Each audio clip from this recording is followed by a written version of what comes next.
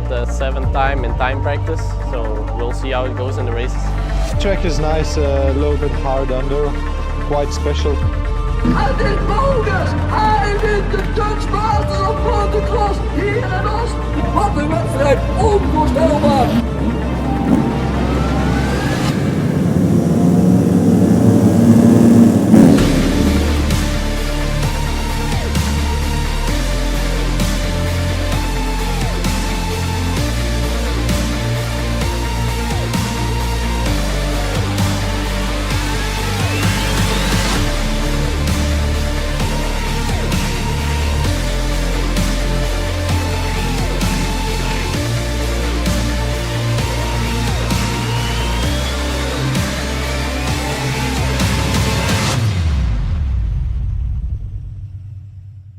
Yeah, I lost 3 weeks off the bike, so it's not so good, but still could be worse.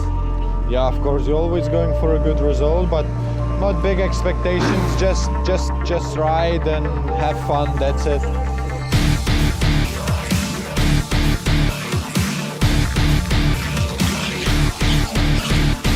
It's not easy, but like it's really good practice, and I just have to be patient, and for sure in a few months I'm back on my old level.